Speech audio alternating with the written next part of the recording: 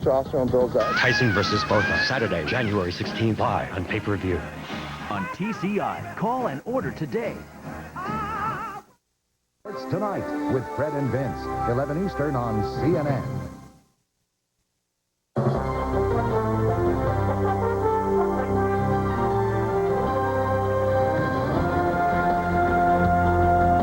The blizzard of 1999 is getting more intense. Millions in the United States brace for a dangerously cold and snowy night.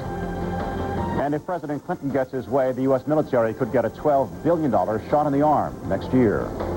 This is CNN WorldView. We welcome our viewers from around the world. I'm Marina Colby at the CNN Center in Atlanta. And I'm Gene Randall in Washington.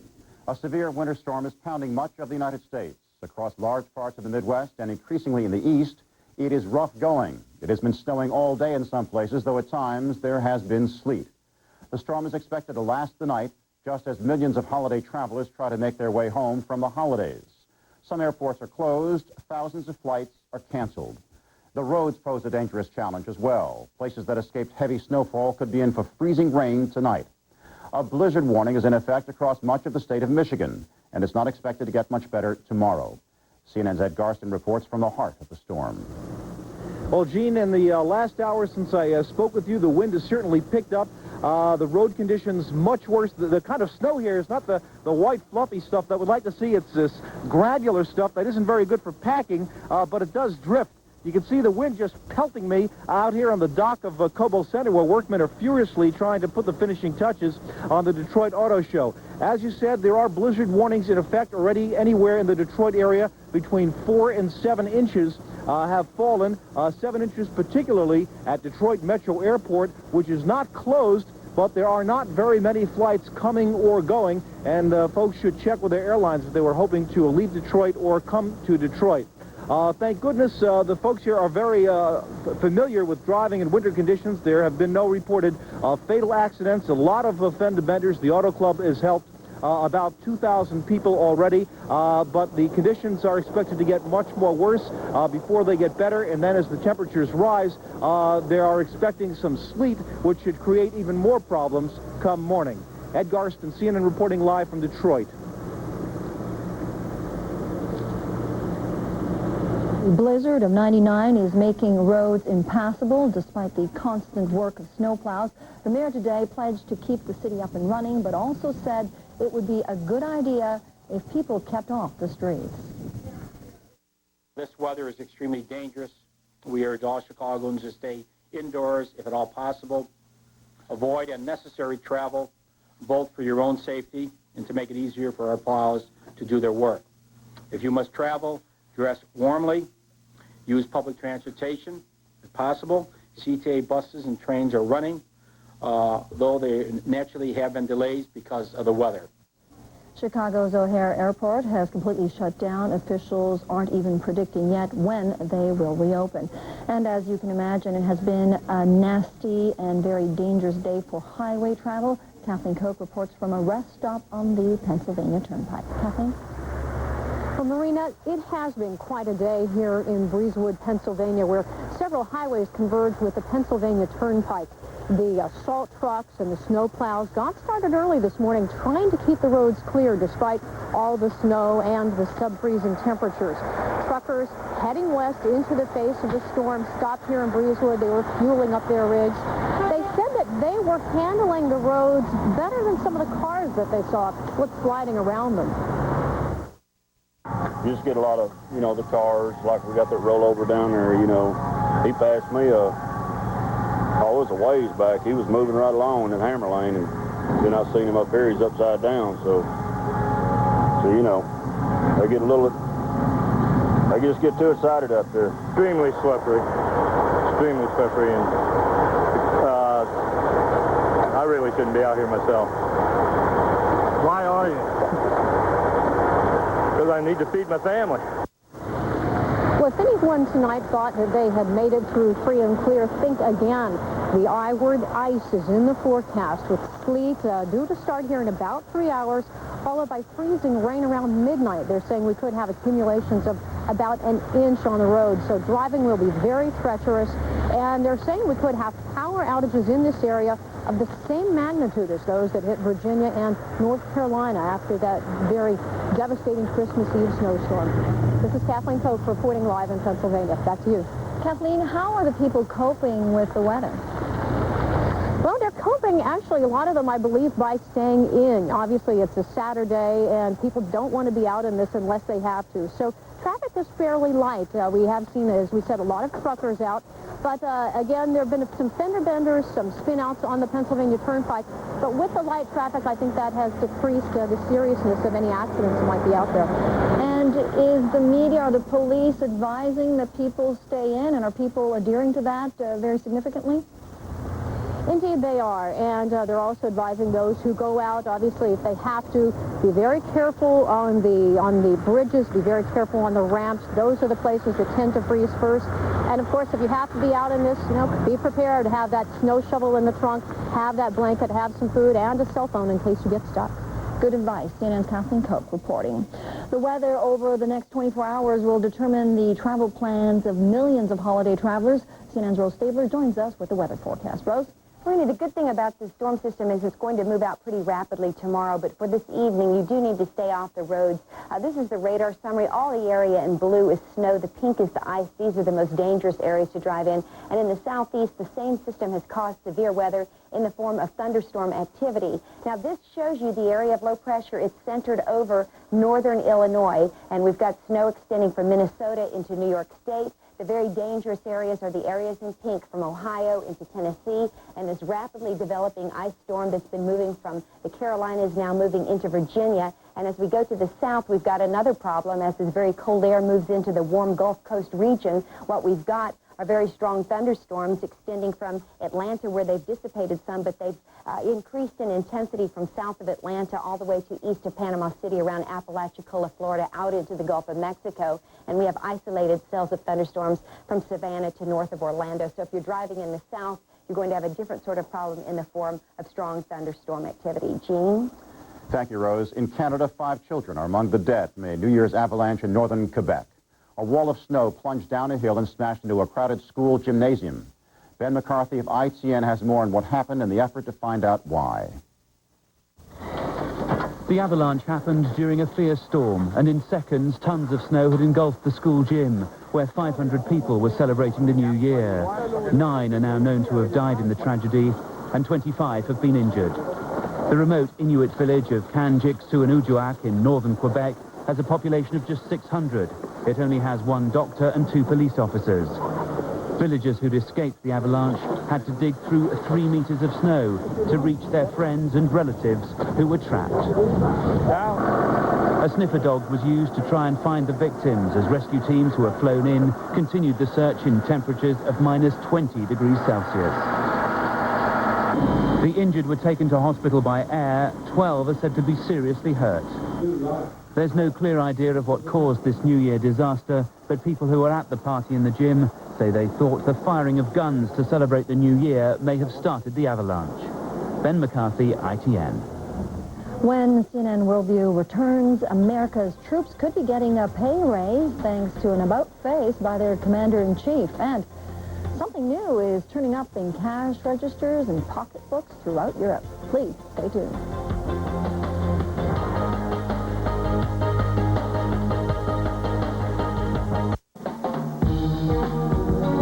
As a child, you came here with your family.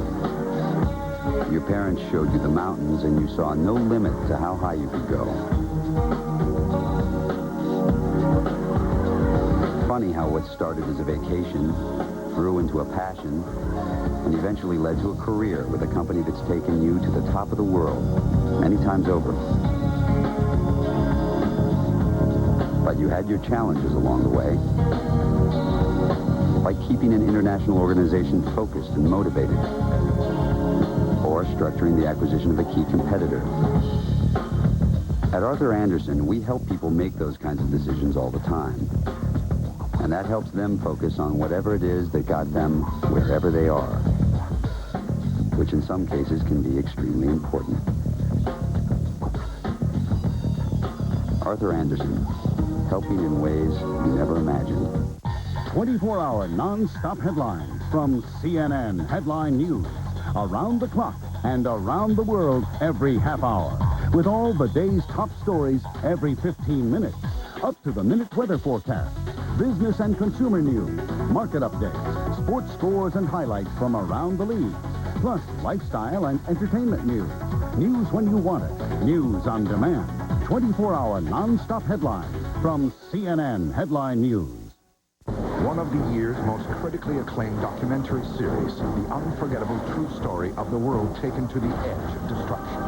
Now the saga continues, from the turbulent 60s to the collapse of the Soviet Empire, from Vietnam to Star Wars. Revolutionaries, double agents, and saboteurs. All told by those who played a role in history's most dangerous age and narrated by Kenneth Branagh. Cold War continues Sunday, January 10th on CNN.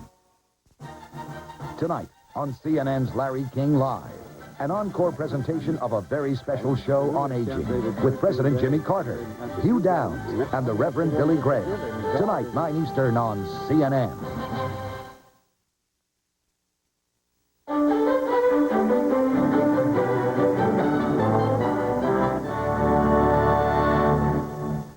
The new century about to dawn could bring new challenges for the American role on the world stage. Is the U.S. military prepared? President Clinton says he wants to make sure the answer is yes. Correspondent Chris Black has a report from the White House. U.S. pilots patrol the skies over Iraq. U.S. troops are on the ground in Bosnia and stand guard at the world's last Cold War border in Korea. President Clinton is proposing the first real increase in Pentagon spending in nearly 10 years because of concerns over keeping those troops battle-ready in the future. The budget I will submit to Congress for next year will provide an increase of over $12 billion for defense readiness and modernization through a combination of new spending and budgetary savings. The six-year, $100 billion expansion of military spending, the largest increase since the Reagan buildup of the mid-1980s, will allow the Pentagon to replace aging equipment and give pay raises to military personnel. We must undertake this effort today so that our nation will remain strong and secure tomorrow. The proposal to give the military $4 billion in new money and shift $8 billion from other Defense Department accounts is, in part, a response to growing pressure from military leaders and congressional Republicans. We've been urging for a long time that we need to do something about our hollow military, that it has gone downhill. The end of the Cold War brought an unexpected acceleration in the pace of work of the U.S. military. Our forces are showing increasing signs of serious wear. Anecdotal, initially, and now measurable evidence indicates that our readiness is fraying. White House officials say that President Clinton shares those concerns. Officials say he decided to increase military spending after a meeting with his top generals last summer. The military leaders warned the president that the higher operational tempo and aging equipment might compromise readiness in the future. The spending increase only amounts to a 2% gain after inflation, but it is certain to spark a fierce debate in Congress, with some pro-military Republicans demanding even more money for the Pentagon. Chris Black, CNN, the White House. Exiled Saudi millionaire Osama bin Laden tells Time magazine that U.S. efforts to disrupt his finances have had little effect. Bin Laden is accused of masterminding the bombing of the 2 U.S. embassies in Eastern Africa last year. He doesn't deny trying to acquire chemical and nuclear weapons. Bin Laden is also quoted as saying, "Hostility toward America is a religious duty, and we hope to be rewarded for it by God," unquote. The Time interview with bin Laden appears on newsstands Monday. United Nations officials say rebel forces have shot down another UN-chartered plane in Angola. It is the second such incident in a week. No word on survivors. The plane was hit by anti-aircraft fire 20 minutes after it left a base in central Angola. It was evacuating UN workers to the capital, Luanda. Last week, a UN-chartered C-130 transport plane with 14 aboard was shot down in central Angola. Iraq reportedly is trying to bar U.S. and British UN humanitarian aid workers refusing to issue or extend visa. It is the first time Baghdad has singled out Americans and British nationals involved in the humanitarian program. The action could affect as many as 30 aid workers. It comes 2 weeks after U.S. and British warplanes bombed sites in Iraq as part of Operation Desert Fox. In the West Bank, dozens of Israeli peace activists scuffled with Israeli troops. The scuffles occurred while Israelis marched to protest the demolition of a Palestinian house by the Israeli army. Meantime, Palestinian activists burned Israeli and U.S. flags elsewhere on the West Bank. There and in Gaza, thousands of Palestinian demonstrators gathered. They vowed to fight for the establishment of an independent Palestinian state this year. In Algeria, a family of 22 has been massacred reportedly by a radical Islamic group. The killings took place before dawn in a rural area about 250 miles southwest of Algiers. The government says it's mounting a search for the killers. This is the third such massacre in the past 3 weeks. Violence has increased during the Muslim holy month of Ramadan, which began 2 weeks ago. With a New Year's bank holiday over, the euro has finally reached European stores, at least for credit card and check users. The supermarket chain Leclerc today became one of the first retail outlets in France to carry out a transaction in Europe's new single currency. 10 other nations are participating, among them Germany, where there were some special offers for shoppers choosing to pay in euros, although there were few of them. It'll be another 3 years before people will be making full use of euro banknotes and coins. Coming up on WorldView, NASA plans another effort to study the possibility of life on Mars. But some very earthly conditions might delay things.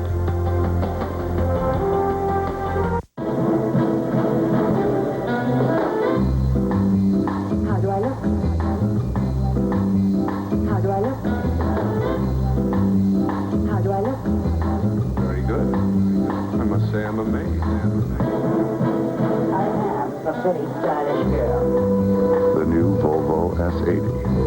My goodness. A pretty stylish girl. Protect the body. Ignite the soul. This is today's most powerful financial tool. Information, immediate and comprehensive business and financial intelligence, all from the world's most reliable source. CNNFN.com. No other internet site offers you more. Breaking news, U.S. and international market updates, stock quotes, in-depth business information from Industry Watch, and cutting-edge personal finance from Quicken on FM. We built the biggest and best business site on the web, and it's all free. Go to CNNFN.com. Only CNN, the world's news leader, offers a full hour of hard news at 6:30. The Moneyline News Hour with Lou Dobbs. Fun, insightful, and complete. Intelligent coverage of the day's events, plus all the financial news from around the world you've come to rely on. All the news from the best in the business. The Moneyline News Hour with Lou Dobbs, weeknights, 6:30 Eastern on CNN and CNN-FM. A new day dawns, and the way you see your world has forever changed. Now, CNN brings in a new era of global news coverage for today's information age. With a new technologically advanced newsroom, adding new talent to its list of distinguished journalists, and introducing programs that inform, educate, and entertain. The next generation of news coverage here today from America's most trusted news source, CNN. I'm watching you, CNN.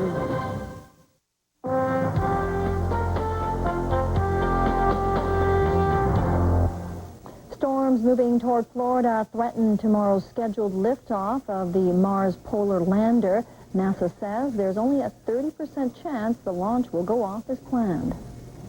This is really a two-edged sword here. The first problem being this band of thunderstorms, which may inhibit work that needs to be done later on today and then through the overnight hours.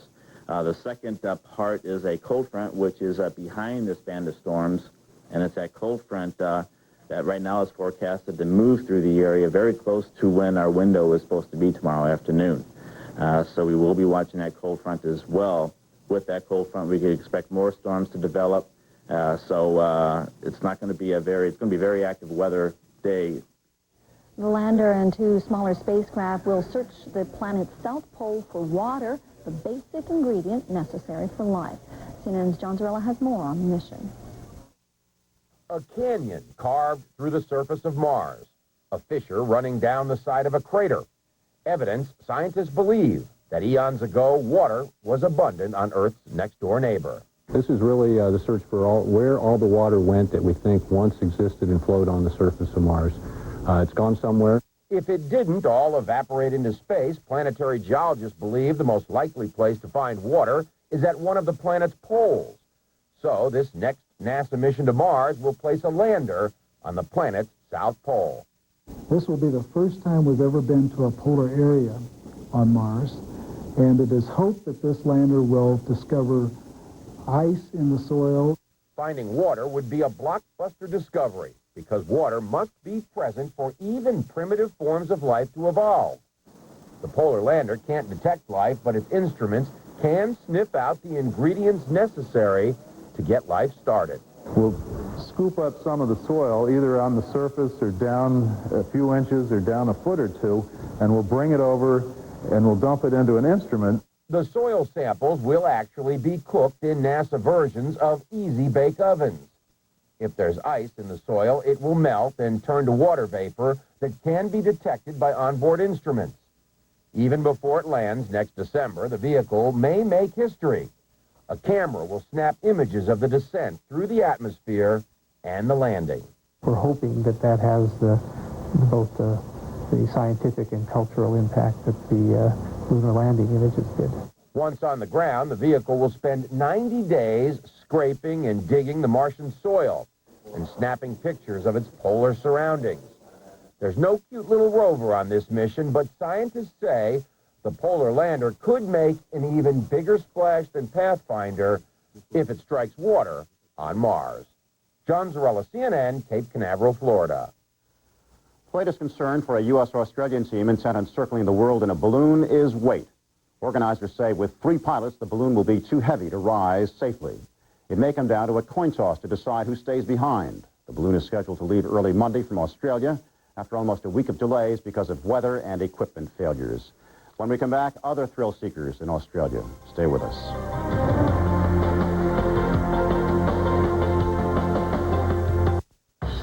When you had the idea, you were just a kid. But lately you've had to buy into some pretty adult stuff, like strategies for attracting and retaining the best employees and maximizing shareholder value. At Arthur Andersen, we help people make those kinds of decisions, which lets them concentrate on things like transforming complex three-dimensional objects into simple digital data. You know, kid stuff. Arthur Andersen, helping in ways you never imagined. Weeknights at 11, your best choice for sports news is CNN Sports Tonight with Fred Hickman and Vince Cellini. It's a fun, fast-paced, and smarter approach to sports news. Together with the insiders at Sports Illustrated, Fred and Vince deliver all the day's sports news and highlights in just a half hour. Join Fred and Vince on Sports Tonight, weeknights at 11 on CNN. Sunday, the first NFL show of the day is on CNN. Get the inside story with James Lofton, Ron Meyer, and Sports Illustrated's Peter King. Live from the day's top matchups, Bob Lorenzo. NFL Preview, Sunday, 10 a.m. Eastern on CNN. Tonight on CNN's Larry King Live, an encore presentation of a very special show on aging with President Jimmy Carter, Hugh Downs, and the Reverend Billy Graham. Tonight, 9 Eastern on CNN. Experience the excitement. Experience the adventure. Experience the flavor. On CNN Travel Now, a new program that will show you the hottest travel spots and best tasting cuisine from around the world. Join your hosts for global getaways and gourmet food. CNN Travel Now. Premieres Saturday, January 9th, 12:30 p.m. Eastern, only on CNN.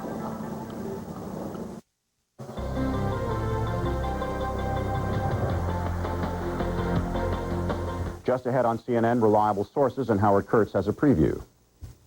Coming up, the media working overtime to figure out what's ahead for the impeached president. How much fact and how much speculation. Plus a look back at ethical controversies in the media in 1998. That's next on Reliable Sources. Also ahead, the world today at 8 p.m. Eastern. The weather was great in Pasadena, but that was then and there. Now football fans face the challenge of a winter storm.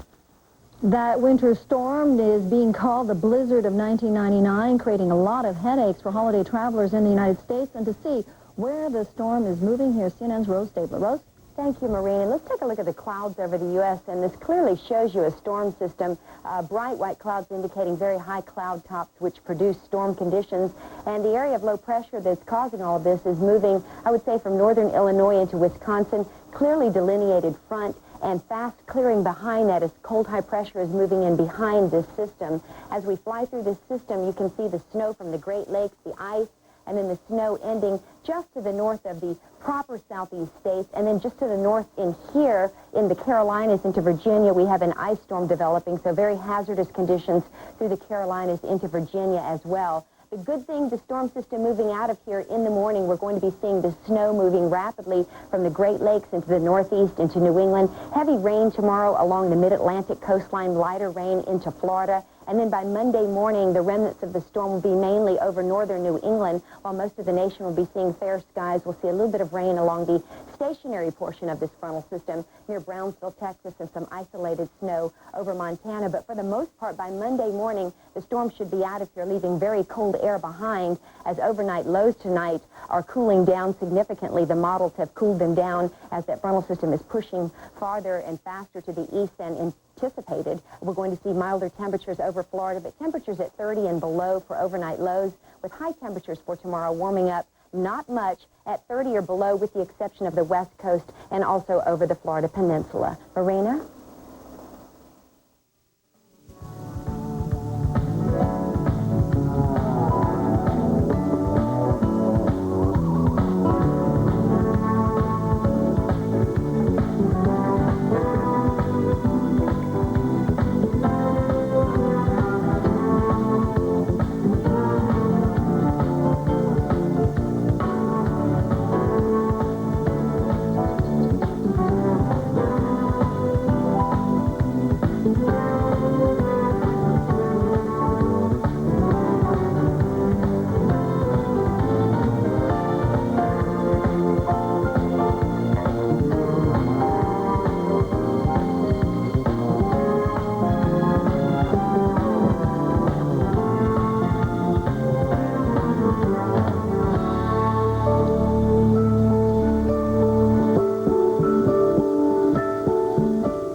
Hundreds of daredevils took to the skies of Australia this week. This is the finale of the Australian National Skydiving Championship. It is simply poetry in motion. This freefall event was the highlight of a week-long competition.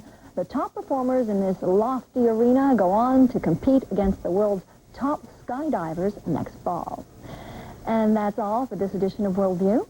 Thanks to our viewers from around the world. I'm Gene Randall in Washington. Good night, Marina. Good night, Gene. And I'm Marina Colby from the CNN Center in Atlanta. Reliable Sources is up next.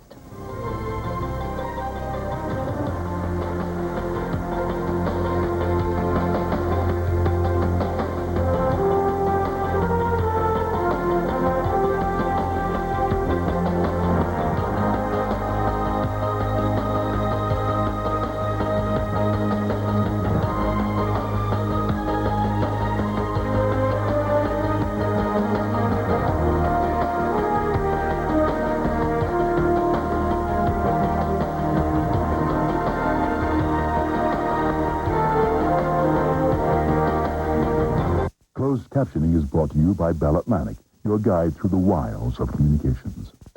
Sunday on CNN Newsstand. You can put genes into human beings and help them. Meet the doctor who believes that altering genes can prevent disease in people before they're born. But is genetic engineering a medical miracle or mistake? Plus, to millions of followers, he is a living God. But the Dalai Lama calls himself just another man. Share an intimate visit with one of the world's most celebrated spiritual leaders. CNN Newsstand, Sunday 10, 9 Central on CNN. Sunday, an unforgettable look at the first 2.5 decades of a perilous Cold War. Defining moments, Sunday on CNN.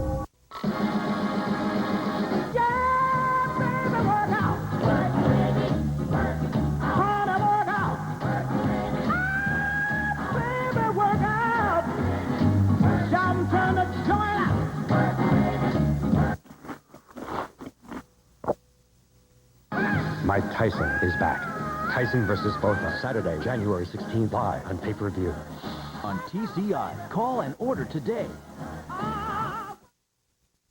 Make a wish and let all your entertainment dreams come true with Showtime. Go beyond the boundaries of everyday TV. Get Showtime for Hollywood hits no one else has. Breakthrough original pictures and series. and knockout boxing. So make your wish and let all your entertainment dreams come true with Showtime. Call TCI and order a great channel today. Business Unusual with Lou Dobbs, tonight, 8:30 on CNN. The trial of the president. Does the press have a clue? And a year of media meltdowns, the lowlights of '98.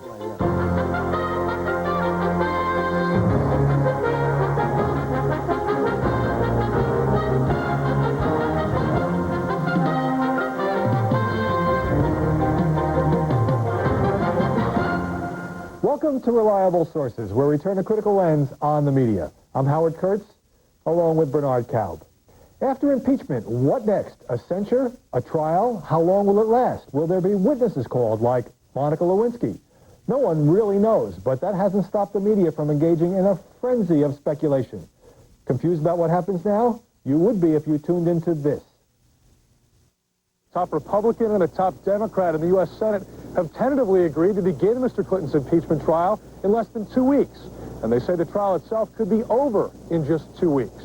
Three scenarios. There's the long scenario, the medium scenario, the short scenario. The new Senate convenes on January 6th, but when its impeachment trial of President Clinton will start or how long it could last is still anyone's guess. Sources are telling ABC News that Republican and Democratic Senate leaders are tonight shopping around a proposal to their members, which would call for a very short trial in the Senate, as short as 4 days. There is still substantial uncertainty tonight about just how a Senate trial might work, what its outcome might be, and there is a lot of bickering among House and Senate Republicans. The one assumption we know for sure is that many of our assumptions will prove wrong. Joining me now, Rich Lowry, editor of National Review, Clarence Page, columnist for the Chicago Tribune, and Jody Allen, Washington editor of Slate magazine. Clarence, I've watched all these stories. I've read them. I've read short trial, long trial, medium trial, lots of witnesses, no witnesses. I don't have the faintest idea what's going on. What about with ketchup and without? Why is this such a hard story for the press to cover? Because it's purely speculative right now. Capitol Hill stories are always interesting because it's like the classic story of the 5 blind men and the elephant. There are so many people on Capitol Hill. Now, in the House, of course, we had 435 to worry about. In the Senate, we only got a mere 100 to go out and survey. And I'm sure at least half of them aren't sure exactly how they're going to handle this yet anyway. So depending on who you interview, who your sources are, you can get different scenarios. So they don't know, we don't know, and a lot of this sounds, Rich, like pregame chatter before the Super Bowl? Yeah, but it is the Super Bowl. It's a big game, so you expect some pregame chatter. But I think the problem is, if you probably asked Trent Lott at different days, you would get all those answers from him. And they don't know what they're going to do, and Lott has sort of been out of pocket. His office has been closed for a week or something. So, Republicans themselves don't really know what's going on, and I think that leads to a lot of the confusion. When you say we don't know, they don't know, that's the perfect open door for acute speculation. That puts the media in a position where it can do an awful lot of intellectual chest thumping and offer all sorts of scenarios. The idea that there are 3 scenarios reminds me of the Peking duck restaurants in Beijing. There's the little duck, the big duck, and the sick duck.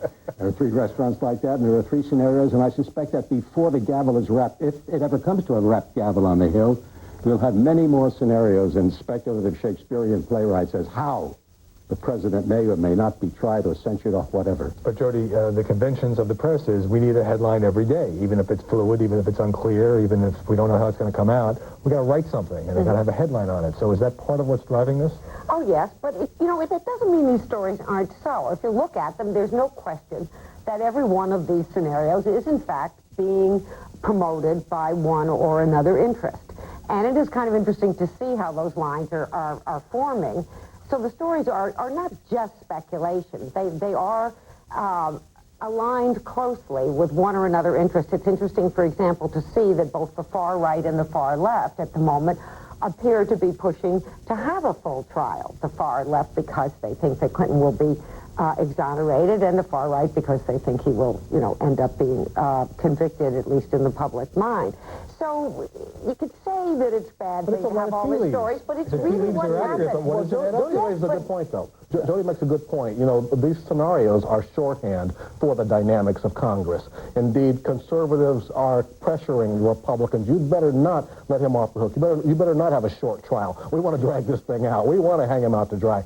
Democrats, on the other hand, feel just the opposite.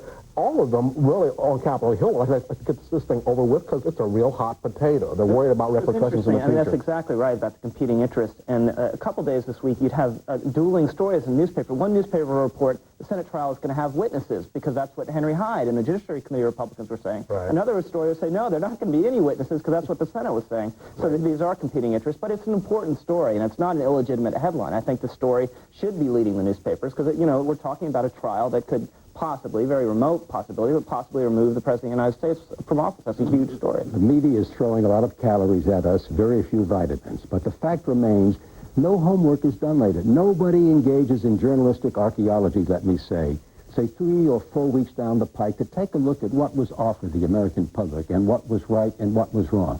There is this superb luxury with which the media lives. The pleasure of being right or wrong and going galloping, as you say, you need a headline the next day, and off you go. It's a hell of a sprint constantly. You move the story along without ever looking back. Blunders are forgotten. They are lost, as the Russians would say, in the dustbin of history. What about the Senate deliberations if there is a trial and there's an argument behind closed doors about what the verdict should be or whether to end the trial?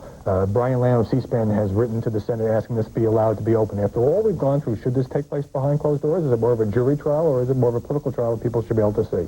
I think people should see it. I mean, we've seen all the dirty laundry already anyway, and I think what the Senate trial will likely look like is a lot like the House Judiciary Committee hearings, which weren't very sexy or interesting. So, you know, the political obsessives... The broadcast network says things right, well, political obsessives could watch them, but normal people just go on watching the soap operas, the real soap operas. Rich says we've seen all the dirty laundry. What an optimist. Yeah, right. That's right. During this lull between Christmas and New Year's, the White House, figuring out there's going to be a vacuum of real news, has trotted out the president to announce that the year 2000 computer bug has been solved for Social Security. They've leaked the typical budget proposals about spending more money on battling infectious diseases. Is this part of a sort of a post-impeachment strategy for the administration? Oh, sure. This is I'm busy doing the people's business. And I think it does work to the extent that people are sick of this story. And so while they may not be any more interested in the details of Social Security than they were before, it plays well for the president to be seen carrying on the people's business, as he says so frequently. Yes, people aren't even interested in the people's business, really. That's right. But they're interested in other people being interested in the business. We found out in November that people are interested in the people's business. We had a low turnout, but Clinton came out with his four-part agenda, Social Security, Patients' Bill of Rights, education, and the environment. And as Ralph Reed and a number of other conservatives said, you can't fight something with nothing. The Republicans gambled by pushing Monica, and they lost because enough of the public does pay attention. Well, two predictions. People are sick of this story, and we'll probably be talking about it next week, if not in weeks to come. When we come back, a look at some of the media controversies making headlines this past year.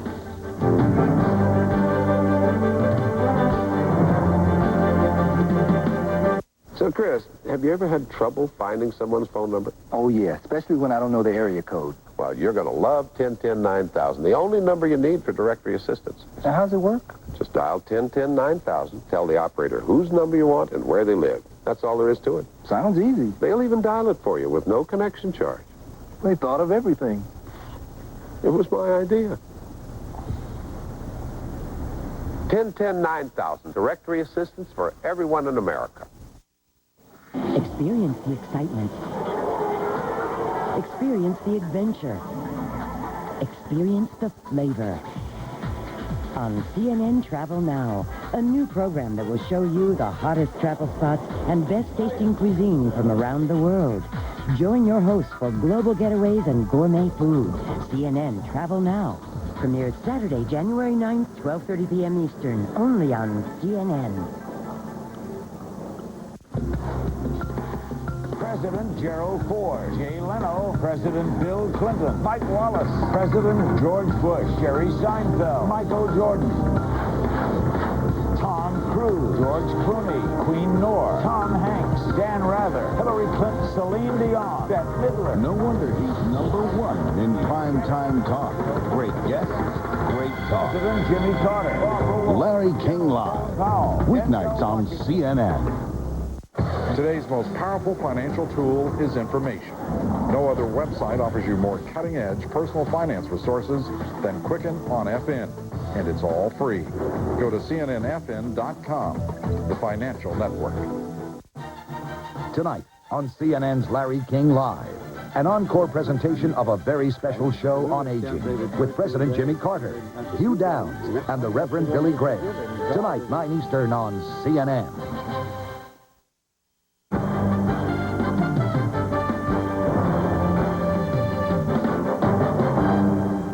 Welcome back to Reliable Sources. Well, last week we took a look back at the press and the president over the past year, a time, of course, dominated by the Monica Lewinsky scandal. But other stories involving the media got a lot of attention in 1998, calling into question the integrity of the Fourth Estate and discrediting some high-profile members of the press. Stephen Glass, a 25-year-old associate editor for the New Republic, who'd also written for George, Rolling Stone, and other magazines. Turns out his real skill was fiction. He made up sources, quotes, whole stories. After an investigation, the New Republic discovered fabrications in 27 of his 41 articles. Patricia Smith, an award-winning columnist for the Boston Globe, who resigned after admitting she had invented characters in 4 of her columns. In her farewell column, she said she had violated one of the, quote, cardinal sins of journalism. That episode led to a new focus at the Globe on longtime columnist Mike Barnacle, well known for his gritty descriptions of the lives of everyday people. Allegations about fabrications, which he had always denied, had plagued Barnacle for years. Soon he was suspended for lifting some jokes, then reinstated, then fired when the paper discovered serious flaws in a 1995 column about a boy undergoing cancer treatment.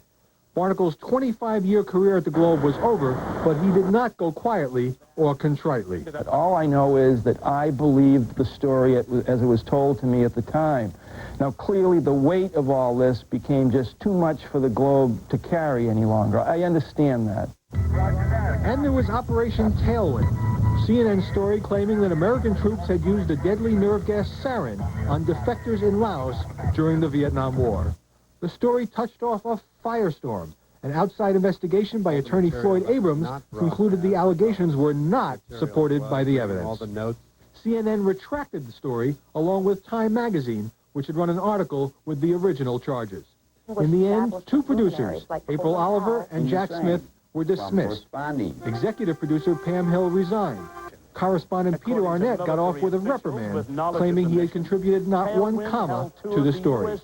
Oliver and Smith still maintain their story is credible. Jody, you're a magazine editor. On the outbreak of fiction writing, what can you do, what can anyone do to protect against this sort of scam? Well, looking back at it now, you look at these stories and you think, how did any editor ever believe them? And then you think, thank heavens it wasn't me. When you look at it, some of them would have been sort of hard to know about. The Patricia Smith stories, you know, were not accusations of government wrongdoing. They hurt no one, although that's not to excuse them.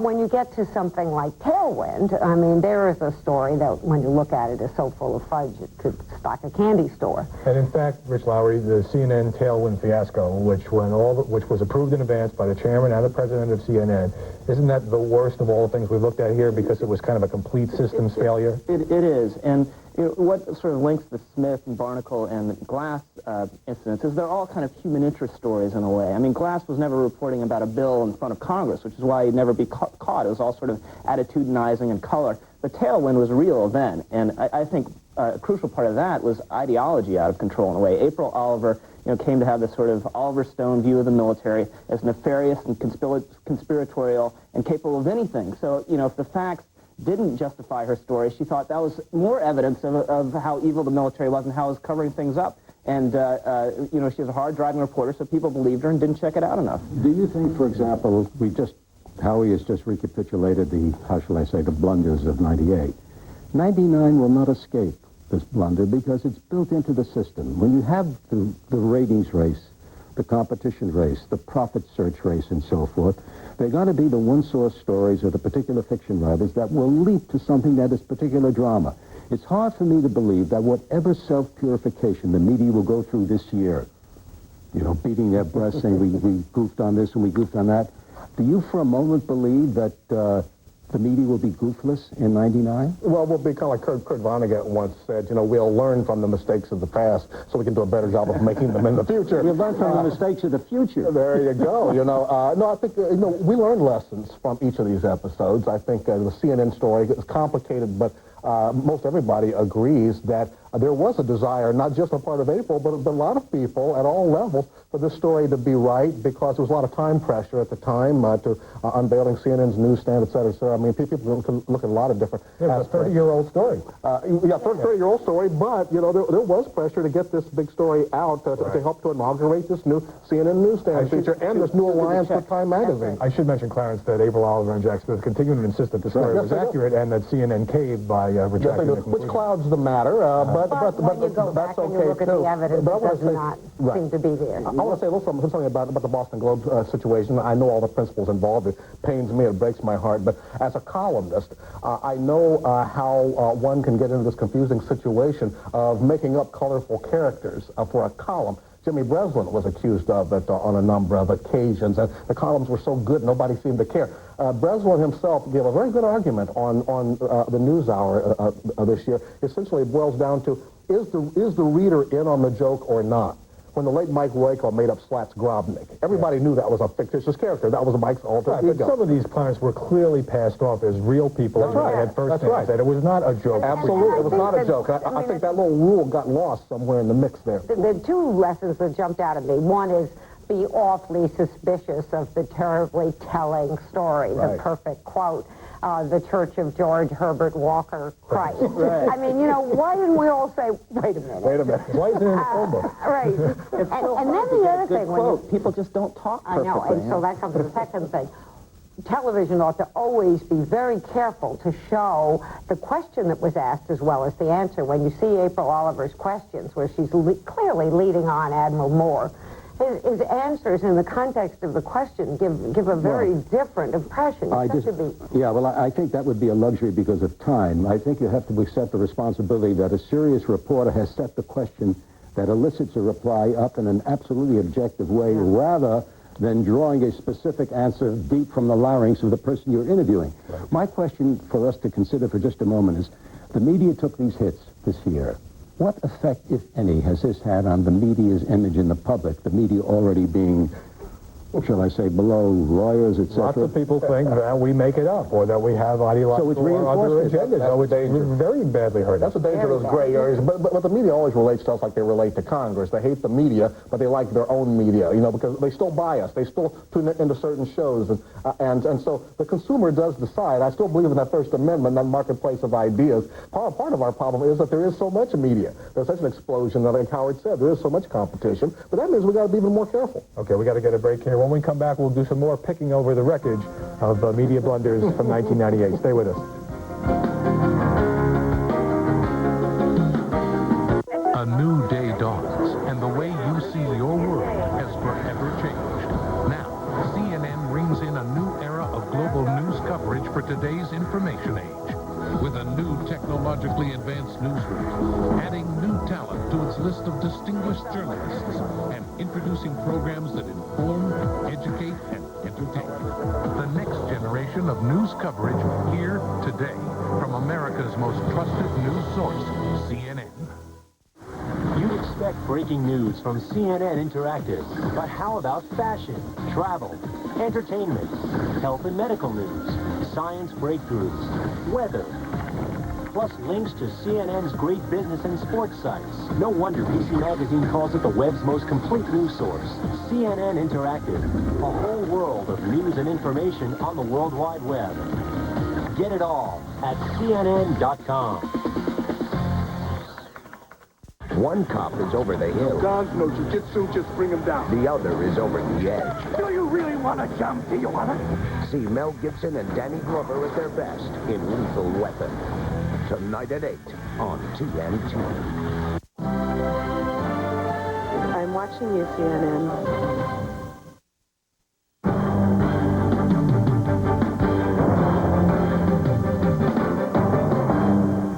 Welcome back. You know, another member of the media's Hall of Shame this past year was the Cincinnati Enquirer, which you may recall ran a massive series about Chiquita Brands, apologized 3 times on the front page, paid $10 million to the company. The reporter involved pleaded guilty to tapping into the voicemail system. The editor left, but the newspaper never said what had been wrong and what had been right, if anything, in all these words it had published. And so, Rich Lowry, what obligation do we have when we screw up, or if someone screws up on our watch, to come clean with readers and viewers? And how come... It's a pretty strong obligation. In that case, particularly when you devote 18 pages in this huge expose, you have to go back and tell the readers what was right and what was wrong. This was clearly a case where they just wanted to be done with the whole thing. But going back to something we were talking about earlier, I think the irony in all these media scandals is, in a way, they speak to the media being held to higher standards. It's like in Washington now, we're soaked with scandal. That's because when Mike Espy, accepts a ticket to a football game, it's a huge, huge deal, whereas I'm sure it would have been 30 years ago. And I think columnists have been making up things for a long time, but now there's more scrutiny, and I think that's why you have the scandal.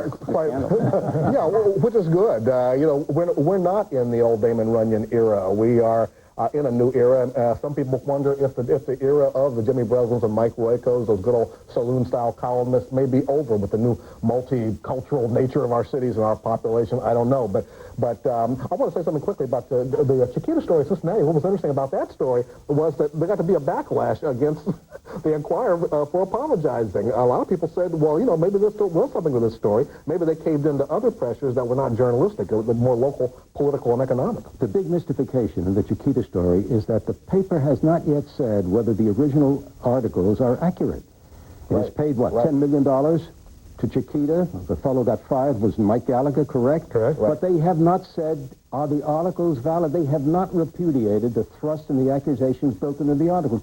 Now, how do you force? You're a media... you're a big media maker. How do you force? How do you do it? How do you get to force is public pressure, and often that's inadequate. Stop buying the when paper. You're dealing with, obviously most people are not going to do that. But let me end with Jody by asking, on Clarence's point, are the media actually more ethical today than 30 years ago, and it's simply that there is more scrutiny and people being held to a higher standard, or is there also a lot more sensational garbage being peddled as news?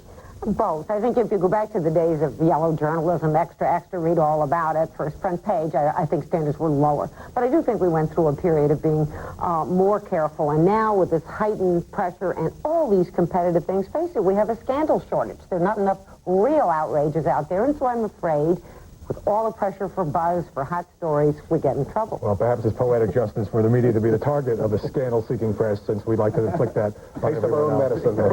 Clarence Page, Jody Allen, Rich Lowry, thanks very much for joining us. Bernie and I will be back with The Back Page. Mario Perillo, Mr. Italy, with fantastic news. Take a Perillo tour and get free domestic airfare from over 50 U.S. cities. Choose among Perillo's 10 best-selling tours from the Alps to Sicily, first-class or deluxe hotels, major cities or romantic hill towns, fully escorted, yet lots of free time, and your domestic airfare free. For a free Perillo brochure, see your travel agent or call 1-800-238-7000 now. No beauty tips. No rock stars. No couch chit-chat. We'll be right back. CNN has what you're looking for, because CNN has more news in the morning, with frequent weather updates, more sports and business reports. So get off the couch and switch to Early Edition, weekdays, 7 Eastern, on CNN. 24-hour non-stop headlines from CNN Headline News. Around the clock and around the world every half hour. With all the day's top stories every 15 minutes. Up-to-the-minute weather forecast. Business and consumer news. Market updates. Sports scores and highlights from around the league. Plus lifestyle and entertainment news. News when you want it. News on demand. 24-hour non-stop headlines from CNN Headline News. Sunday on CNN Newsstand. You can put genes into human beings and help them. Meet the doctor who believes that altering genes can prevent disease in people before they're born. But is genetic engineering a medical miracle or mistake? Plus, to millions of followers, he is a living god. But the Dalai Lama calls himself just another man. Share an intimate visit with one of the world's most celebrated spiritual leaders. CNN Newsstand. Sunday, 10, 9 Central on CNN. And now, The Back Page. Bernie? Well, one last look at 98 before our thoughts disintegrate. So here's some of the headlines that kept us up past our usual bedtimes. To begin with, page one, not much fun. There was Saddam Hussein, a global pain, Osama bin Laden in big, big trouble, and Boris Yeltsin, his ruble in rubble. India and Pakistan swapped nuclear greetings instead of holding bilateral meetings. A sad day, too, for Gingrich the Newt, who dramatically gave himself the boot. Same eject for the speaker-elect after a little hint from Larry the Flint. But hold your cliches, it wasn't all bleak. Clinton plunged into overseas affairs in a bid to head off global scares.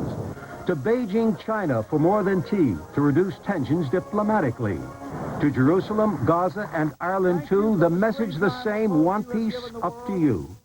But of course, the story of the year was here. And how, my friends, did the media handle the scandal? Non-stop rating zoom sanity plot. Paula peaked in 98. It wasn't the same with Monica Gate. The tapes with all those sexual whoppers turned us all into shameless eavesdroppers. And would you believe it, grand jury and all, Clinton's ratings were wall to wall. It all depends on what is, he said. America smiled and nodded its head. He was still the comeback kid, although his id had reportedly slid. And get this surprise. Despite Ken Starr's accusatory mouthful, impeachment was at first very doubtful, but when the vote was finally reached, bingo for the GOP, Clinton impeached. Coming up next, the trial of the century, unless they come up with something century. But what about impeaching the media? Critics saw them as seedier and seedier. If you couldn't get Clinton on high crimes, why not the media on high slimes? Some stories were duds. Tailwind was one. But there was also some home run fun. Mark McGuire and Sammy Sosa. Who could ask for anything Mosa?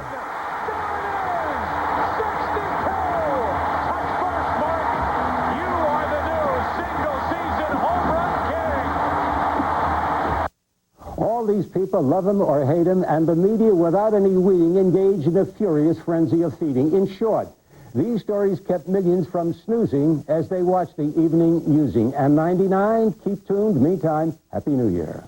Bernard Kalb, Poet Laureate. Well, that's it for this edition of Reliable Sources. Join us again next time for another critical look at the media. I'm Howard Kurtz. Thanks for watching. Capital Gang is up next. Mark Shields has a preview. Howie, we'll look at how the Senate impeachment trial is shaping up, with Republicans arguing among themselves about what to do. A Senate Democratic leader, Byron Dorgan of North Dakota, joins the gang for that and much more right here next on CNN.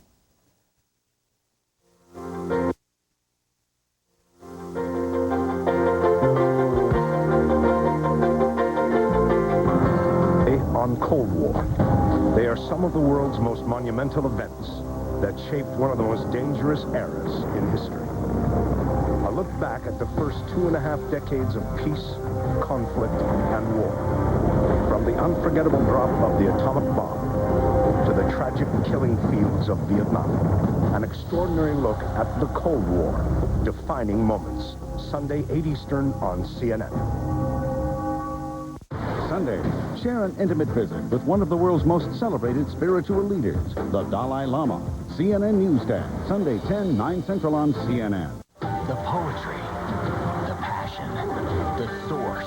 TCI Digital Cable. All your current sports channels, plus exciting new ones like Fox Sports World, ESPN News, Outdoor Life, and ESPN Classic Sports. Over 20,000 hours of great sports programming a year for not much more than you're paying now. Best of all, it comes right through the cable you already have. TCI Digital Cable. Call to hook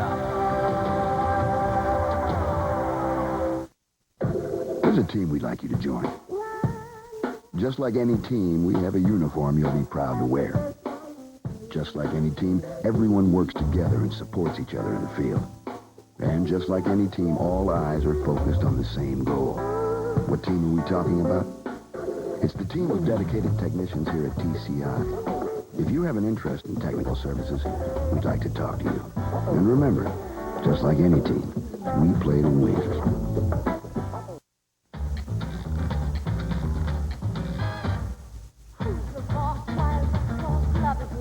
Revolution! I'm a wreck. What the heck?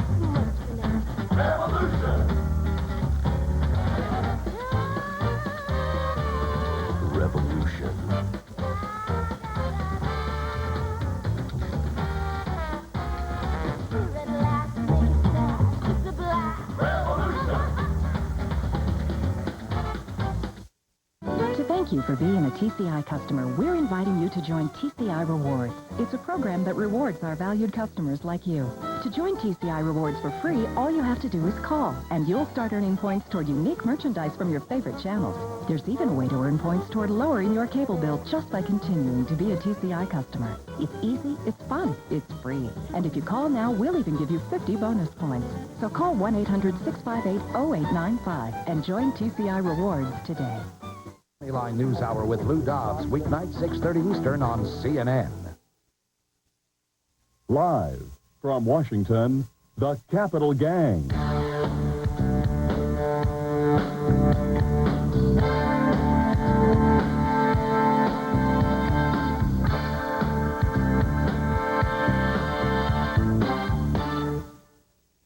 Happy New Year. Welcome to Capitol Gang. I'm Mark Shields with Al Hunt, Robert Novak, and Cato Byrne. Our guest is just re-elected Senator Byron Dorgan of North Dakota, the co-chairman of the Senate Democratic Policy Committee. It's great to have you back, Byron. Thank you very much, Mark. Good to have you here. Senate Majority Leader Trent Lott called for a speedy trial without witnesses that would end if less than two-thirds of the senators ruled that the charges against President Clinton are not impeachable offenses. The chief House GOP manager, Congressman Henry Hyde, objected to this procedure in a letter to Senator Lott. They ought to have a trial. They ought to get they ought to allow us to present the evidence so they can make whatever decisions they make. There are those who want the Senate to take the easy way out. Censure the president and avoid a trial. This senator will not be a part of such a maneuver. One House manager proposed an addition to the evidence pool, so-called Jane Doe testimony from the Paula Jones case. I think you need to know the whole pool of the evidence. A lot of things in the evidence pool can't be extracted unless they meet certain criteria. For a trial, it would be under oath, subject to cross-examination. Al Hunt, will this be a quick trial with a speedy acquittal? Mark, I cover the United States Senate for years, and usually it's a safe bet the Senate will not do anything quickly or neatly, and I think this will probably be no exception. Look, a quick compromise is not nearly as easy as it sounds, though I think a clear majority would like that. But also a speedy, real trial without any of the muck, the euphemism that they now use, is also impossible, especially with right-wingers like Tom DeLay waving the bloody shirt about an alleged incident that took place 20 years ago. Clinton's behavior is disgraceful, but there's McCarthyism run amok with some of this stuff. The safest bet, Mark, is that the trial will begin. It'll last at least several weeks. It won't be pretty, and then the majority will desperately do what they want to do, get out. Bob Novak, you covered the Senate, too, when there were 96 senators. But I never covered an impeachment trial because I came a little after the Andrew Johnson trial. Actually, what happened is that with his staff told Senator Lott that this was going to be a horrible trial.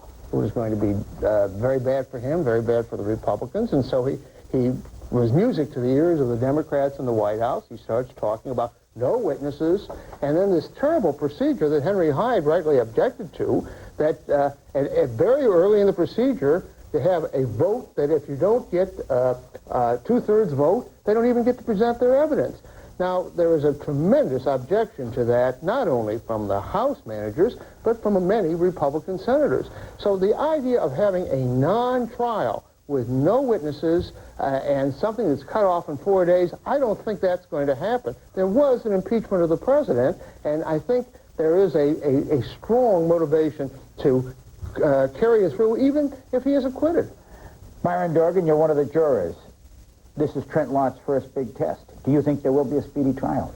Well, I hope so. I mean, the word speedy is, I suppose, in the eye of the beholder, but you know, I think the interest of the American people here would be best served by a trial that is of only reasonable length. Look, this is the most widely reported, thoroughly investigated scandal in the history of this country. It's on the internet, grand jury testimony, secret testimonies available to everyone. What on earth is there left to learn about this? The question is, does this rise to the level of impeachment? No one supports what the president did. The president admitted that he's done wrong, and no one supports what he did. But the framers of the Constitution decided that when it comes to the Senate, it is going to be required to be a bipartisan vote in order to impeach. That's why they required a 2/3 vote. The only way a president's going to be removed from office and convicted and removed from office is a 2/3 vote. That's what the framers had in mind. I mean, Mason talked about subverting the Constitution. Does this rise the level of impeachment and therefore conviction, removal from office? That's the question before the Senate. That ought not take 4 months. Are you suggesting, though, that the 45 Democratic senators are going to line up as one, thus preventing I that? don't know what the 45 Democratic senators will do. What I hope will happen in the Senate is that we will exhibit something the American people can be proud of. We go through this, have a presentation by the House, and incidentally, it's odd they now want to call witnesses in the Senate.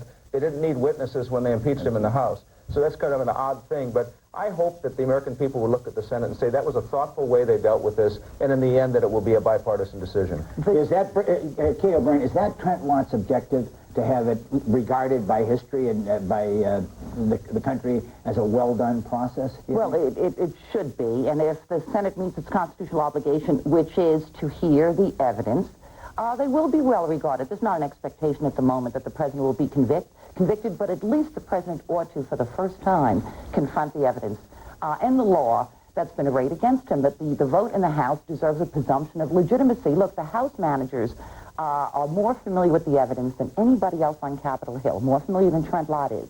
Their experience in the House was when their colleagues were made to sit down and actually consider exactly what happened, they appreciated the seriousness of what it was. And I think the Senate has at least that obligation. One thing the founders never had in mind was that a third of the senators could decide, in effect, not to have a trial at all. That was certainly never foreseen by the founders, and yet that's the plan floated last week. Is it fair to say this was a trial balloon sent up by Senator Lott, Senator Daschle, whoever? No, I think they were trying to do this. I think it was a no, but see what kind of reaction was. I think it was no. I think he was serious. I think it was a serious mistake on his part. You know, I was interested that Al attacked Tom DeLay because now we know who is taking Newt Gingrich's place as the whipping boy. And the fact... It wasn't that. It was because he was the one that waved the bloody shirt, Bob. But I also would say that, you know, when you say it was just staff that got Trent Lott to do that, nonsense. There were other Republican senators that talked to him, Slade Gorton and others. Well, that's his lieutenant. I mean, but I'm telling you, there's a lot of unhappiness by other senators. But the important point is, Senator Lott wasn't suggesting that we not hear evidence. I mean, how long does it take to hear the evidence? Another 6 weeks or 6 months? I mean, most of us know what the evidence is. The country has experienced this process in the House of Representatives and the release of the grand jury testimony. I don't think it's going to take... The president has a right to know. Did the president obstruct justice? Yes or no? That happens to be in dispute. And did the president commit perjury before the grand jury? That's in dispute. For people to say, well, maybe yes, maybe no, let's move to censure, the president, I think, should want to make his case as much as the House managers do. Before Al interrupted me, I was going to say that all the delay... He's got as much time as anybody. Before you interrupted me, Al, all I was trying to say was that Tom DeLay is just saying that there is material that is not secret material. It is available to all members of the House of Representatives, and this should be in... Let me just get one thing straight. What was in the Starr report was exhaustive, descriptive, and definitive. This was not included in the Starr report. It was never taken up by the House Judiciary. It was never taken up by the House Judiciary Committee, which was hardly a fair-minded tribunal. It was a pretty partisan effort. I think we all agree. And the reality is, Bob, that Tom DeLay now is saying, come on, I got some dirty pictures. Let's go over and take a look. It was in the Starr report. That's exactly what he said. It was in the Starr report available to Democrats and Republicans. It just wasn't publicly released. It was publicly released. It wasn't part of the public record. It's not part of impeachment. It could have been. Don't you think you should say it? This has been going on for 3 years. It's always the next issue, the next issue. It's the one behind the closed doors. It's like an FBI report, and I saw the one on you, Bob, and frankly, it's disgusting. Byron Dorgan and the gang will be back to look at political implications of the impeachment trial.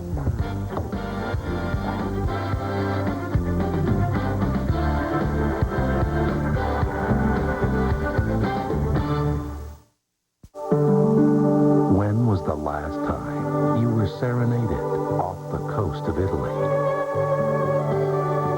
When was the last time you discovered European hill towns, grand capitals, and country after country, unpacking only once? And when was the last time you understood what Europeans call the sweetness of living every day? Holland America, it's time.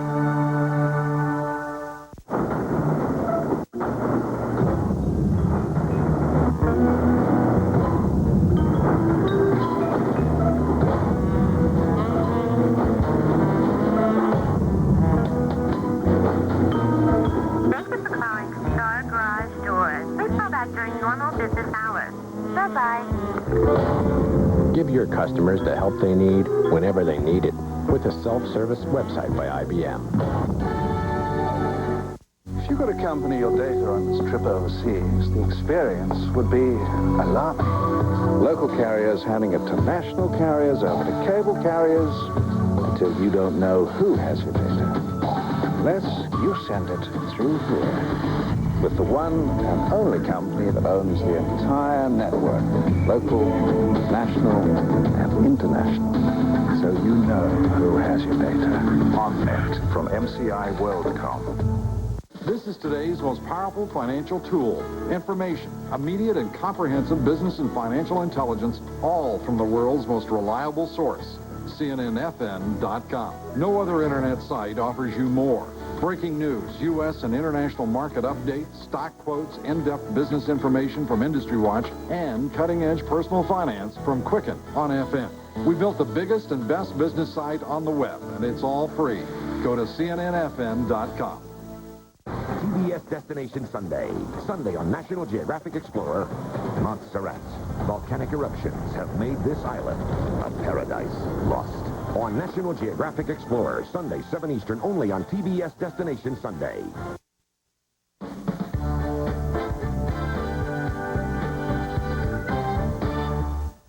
Welcome back. Democrats warned of grave consequences for Republicans if the impeachment trial is prolonged. They run the risk of turning off the American people who are sick and tired of this and don't want this to result in a long trial. That's why you have the House managers and Trent Lott at odds. Many Republicans did not deny the negative political fallout. I know that in Arkansas, I'm going to pay a political price for the role that I've played, for the judgment I've cast. We're suck and win right now politically. But social conservative James Dobson issued a warning, quote, "History will not be charitable to those who opt for an easy way out of this mess. Our philandering president must go," end quote. Bob Novak, which is the worst course for Senate Republicans? To obey Dr. Dobson or to disobey him? It isn't a question of obeying or disobeying him. But that was the question, Bob. If they go against Dr. Dobson and say, okay, we're going to get this over, we're going to make Byron Dorgan happy, we're going to have a quick trial and get this out of the way, and we'll go back to pork barrel and all the things that senators like to do. If they do this after the Republicans in the House, including many of Al's moderate friends, have stuck their necks out for impeachment, they guarantee the election of a Democratic House in the year 2000. That's what Dick Durbin was saying, that this is the dilemma that the Republicans are in because of a lack of courage. If they go through this lickety-split and don't honor what was done in the House, the House people are toast. Does Bob Novak make sense here, Byron? No. Oh. I just in a word. Yeah. I mean, frankly, I don't care much about the fallout. I want us to get through this in a thoughtful way and hopefully in a bipartisan way and move on. Bob doesn't like governing, I guess. He talks about the Senate as a pork barrel institution. Look, we've got a lot of business to do. There are a lot of challenges facing this country, and I'd like to get to them. I'm not suggesting that we short-circuit this so that there isn't a presentation of evidence. There should be. But, Lord, everybody knows what the evidence is. The question is,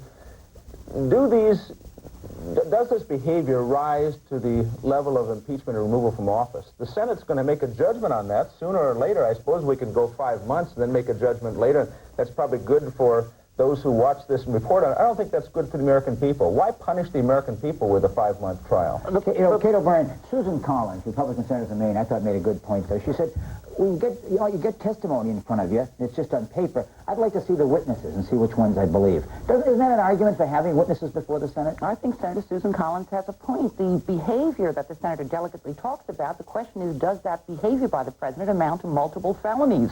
You know, you can't have such an abbreviated procedure in the Senate that we still don't know whether or not it was in the Senate's judgment that it was. And that's all people are asking for. It's not Dr. Dobson senators have to be worrying about. It's obeying their constitutional obligation. Justice can be swift in this case. It could be over in 6 weeks. Typically, you're not even in session in January. You could spend that month looking into this case. And the politics won't just affect the House Republicans. If James Carville is right and there's retribution against House, it'll be against the Republican Party. And if the liberal base is energized in 2000 and the conservative base demoralized, not because he wasn't removed, but because there was never a full accounting in the Senate, all Republicans will suffer, not just House Republicans. But I want to make a short point. There's no difference in standards here with respect to House impeachment and Senate conviction. Essentially the same standard. Those who are calling for witnesses in the Senate are the same people who decided in the House they didn't need to hear from those witnesses. Well, you're the triers of fact. Now's the time. Okay. Yeah, but Al Hunt, Mark, I want to commend you first for that introduction, because I think bringing in Dr. Dobson was central. It was central to the Dr. Dobson of the world was central to the House vote. He's trying to be central now to the Senate. And I'll tell you something else that Dr. Dobson and company are central to. The latest CNN poll shows the Republican Party popularity, this is after impeachment, in the House has fallen to 31%, while the Democratic popularity has climbed to 57%. That's the greatest gap since Watergate. Two reasons for that, Mark. Number one, people think the Republicans are playing partisan politics with the grave issue of impeachment. And number two, they think that people like Dr. Dobson, the extreme right-wingers, are controlling the Republican Party the same way the extreme left-wingers used to control the Democratic Party. The Democrats pay the price, the Republicans will. And the Republicans in the House of Lords, I mean the Senate, are running for the hills. And they are thinking, Kate, that I think you're right. I don't think the Republican Party can escape a retreat on this, but they think they can escape a retreat. But what they really do, for sure, if they say we're going to follow Al Hunt's line and just brush this thing off, is they do doom the Republicans in the House of Representatives, because then they will be. I thought this was about perjury, Bob, not philandering. I mean, you're telling me that Dr. Dobson makes sense. They ought to pay attention to Dr. Dobson. Our philandering president. No, that's what Dr. Dobson's saying. No, you said, are they going to take Dr. Dobson? I mean, if they, I think it's a question of whether they retreat or not. Look, given Al's point, they're clearly not playing politics, given the polls. I mean, the politics don't favor the Republicans here. They're voting their conscience. This isn't politics. Politics are terrible nonsense. They think they can have it both ways with the Senate. Why would Tom Campbell of California, not a moderate Republican, a liberal Republican, stand up and say this president must go because his district wants it? Right, and you think all the Democrats did it out of politics and not conscience, right, Bob? Sure. Right. Yeah. You can't have conviction on one side of the aisle, Bob, and I've had enough of that. Next on Capital Gang, secrets to China.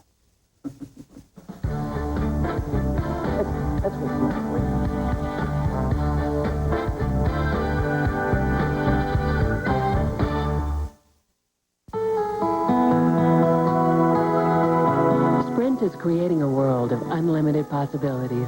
A world where time and distance don't matter anymore.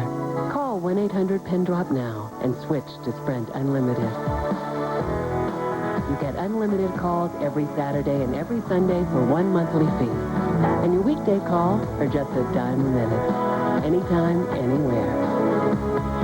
Forget about rules, limits, and borders. Because only Sprint Unlimited gives you unlimited calling every weekend, even to Canada. Join a world where weekends never end. And every weekday call is just $0.10 a minute. If you make over an hour of calls each weekend, you could save by switching to Sprint Unlimited. Call 1-800-PIN-DROP now for unlimited ways to save on long distance, including calls to Canada, and leave the past behind. Sprint ahead.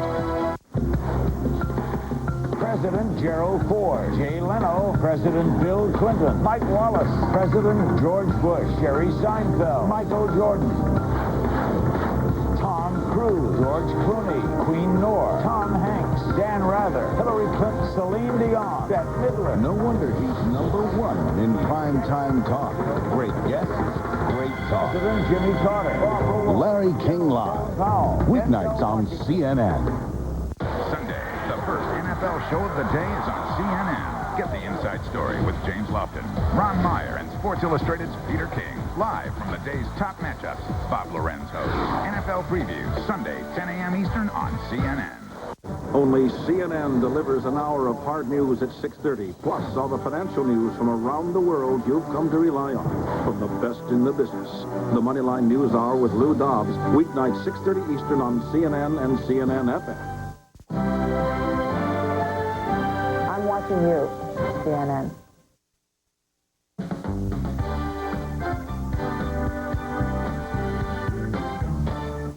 Welcome back. A special House committee unanimously approved a still-secret 5-volume 700-page report on charges that Hughes Electric Corporation and L'Oreal Space and Communications Limited gave sensitive U.S. technology to China that could have helped Beijing's military missile program. The panel's Republican chairman and its ranking Democrat agreed. Based on unclassified information, I can tell you today that we have found that national security harm did occur. There was harm in some of the transfer of technology that occurred. It's also fair to say that this is not the only problem that we uncovered.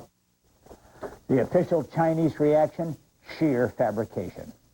Kate, since this bipartisan report covers the last 20 years, does it take the Clinton administration off the hook on transferring secrets to China?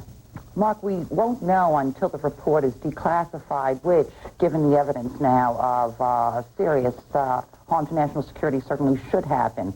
But it seems to me if it was unanimously supported report by both the Democrats and the Republicans, it seems to me that there is not the equivalent of DNA, shall we say, showing a real connection between campaign contributions and the export of technology. What this administration might be guilty of, and as I said, we'll have to wait to see, is lax policy. It's having too loosened the restraints on exporting technology. Byron Dorgan, in 1989, the head of counterintelligence for the FBI on the West Coast, said at that point the Chinese espionage had surpassed Soviet espionage in its penetration of U.S. technology. I mean, this has been going on for a long time. Yeah, and it doesn't even require espionage. The transfer of technology, dual-use technology in a global economy by corporations doing business with each other all around the world, and at a time when this country said we don't have the commercial capability to launch satellites, you can go to China and pay for a liftoff in China, and the technology gets transferred by corporations for that purpose. I mean, I think this report is very important and raises a lot of very important questions. I hope the administration and Congress will take it seriously and begin once again to review this whole issue about the transfer of technology. When does it help and when does it hurt? Al, should it be taken seriously? Well, yeah, you know, I obviously have not read the report. None of us have. Hadn't been declassified yet. But based on news accounts and talking to a few knowledgeable people about it, I think Chris Cox probably deserves big-time praise. I hope that doesn't kill him that I'm saying that, Kate, but I think it was probably a very... And Norm Dix. It looks like a... And Norm Dix. It was a serious effort here. I think two groups are disappointed. The China apologist who refused to acknowledge that there are national security considerations that supersede commercial interest in this most important of U.S. bilateral relations. And secondly, some of the Clinton haters who want to pretend that everything bad really began with Clinton and looking for a smoking gun. Kate commendably, I think, pointed out it's not there. Are you in either of those categories? I'm probably in both of them. In the first place, it does take the president off the hook, and some of the conservatives are very upset with Chris Cox because it looks like it's something that say, well, they all do it. Reagan did it, Bush did it. Why should we worry about Clinton with all? L'Oreal was one of the big campaign contributors. The executive there made the chief executive there made their executives contribute to the Clinton campaign. But if I understand what Brian was saying. Byron was saying, I'm sorry, yeah. I think you were saying, Ronald. I think you were saying that when you have a global economy that sends, and we should have relations with China, some of this stuff is just going to leak out. I don't think it's... But we ought to be very careful about it. I mean, that's maybe it's unavoidable. Especially if you transfer responsibility to the Commerce Department like this administration did. Last word, Byron Dorgan, Kate O'Byrne. Thanks for being with us, Byron Dorgan. Thank you. Gang will be back with the Outrage of the Week. Our viewer outrage of the week is from Alexis Crump. She writes, my 6-year-old first grader thinks the angel on Touched by an Angel is named Monica Lewinsky. My 10-year-old son can no longer watch C-SPAN or CNN because he is discovering politicians seem to have very serious problems with faithfulness. Enough is enough. All this scandal shows is the utter contempt that all politicians have for the fundamental values of honesty. If you have an outrage for next week, our email address is capgang@cnn.com or call the toll-free number 1-888-847-8660. We will choose one outrage to air at this same time next week on the Capitol Gang. Outrage of the Week is brought to you by OnNet from MCI WorldCom. Your one connection to the world. If you could accompany your data on this trip overseas, the experience would be alarming. Local carriers handing it to national carriers, over to cable carriers, until you don't know who has your data. unless you send it through here. With the one and only company that owns the entire network, local, national, and international. So you know who has your data. OnNet from MCI WorldCom.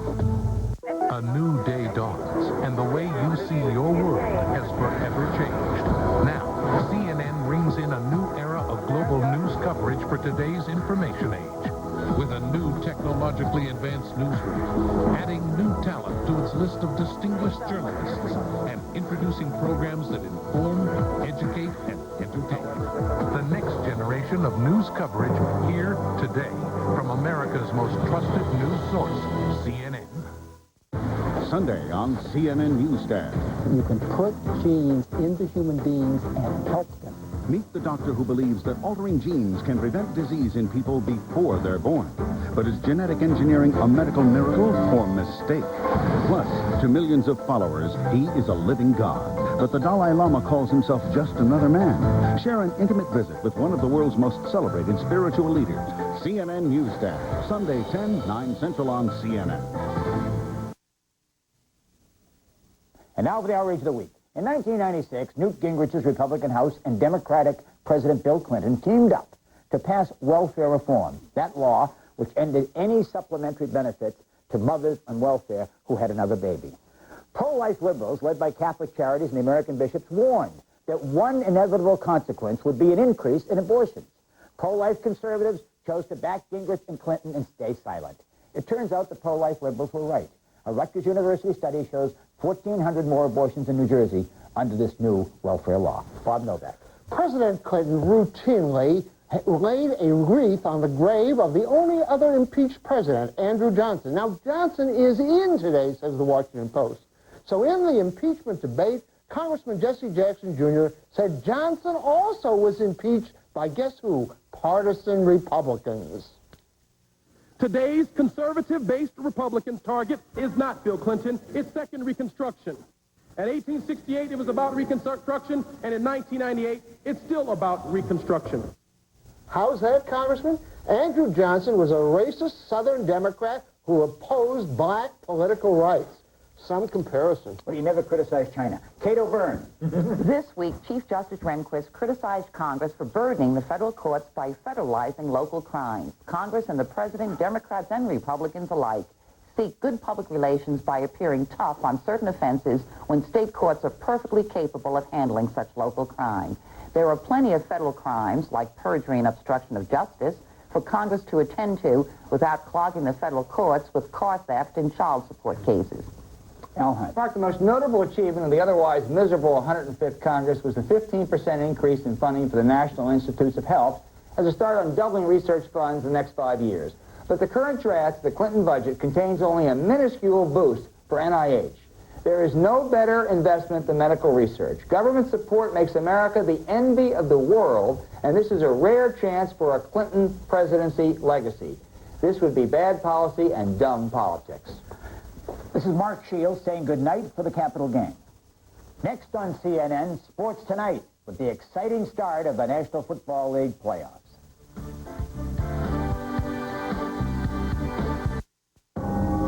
Sunday on Cold War. They are some of the world's most monumental events.